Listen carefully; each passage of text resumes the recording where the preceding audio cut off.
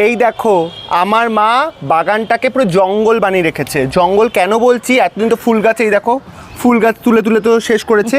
এবারে দেখো কি করেছে, এদিকে আসো দেখো এগুলো কি করেছো মা তুমি, কত এগুলো ভর্তি। দেখো তোমরা দেখো কি হয়েছে, এগুলো কি গাছ এগুলো বলো, তোমরা নিজেরা বলো।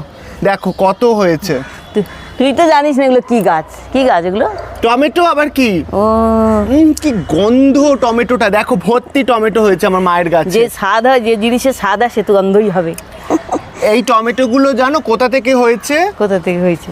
এই টমেটোগুলো টমেটোর বীজ কিনা হয়নি, ওই যে সবজি পচা জল দেয় সেখান থেকে টমেটো হয়েছে, তারপরে এই টমেটো গাছগুলোকে আলাদাভাবে বুনে হয়েছে। হ্যাঁ, ইস পুরো জঙ্গল করে রাখে ঘরটাকে। তোমাদের কেমন লাগছে বলো টমেটো গাছ? আমার মায়ের গাছে টমেটো হয়েছে, কেমন লাগছে? হ্যাঁ। এই টমেটো খাওয়া যাবে কি আদেও? ওমা কেন? আমার টমেটোগুলো লাল হয়নি কেন? হবে হবে।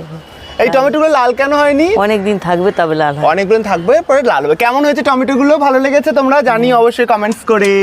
দেখেছো আমার মায়ের কাছে টমেটো হয়। এই তো এই যে এই জিনিসটা দেখো, এই দেখো কত টমেটো,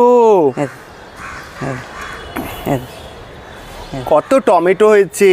ওই পাশে ঝাড়টা বেশি, ওই পাশে ঝাড়টা এই তো বড় বড় হয়েছে। প্রচুর টমেটো হয়েছে। আনন্দ হয়, কাছে কিছু হলে একটা আনন্দ হয়, তাই না? জঙ্গল করে দিয়েছে আমার মা। দেখ আয় আয় আয় জঙ্গল করে দিয়েছে। আয় এইদিকে না ওটা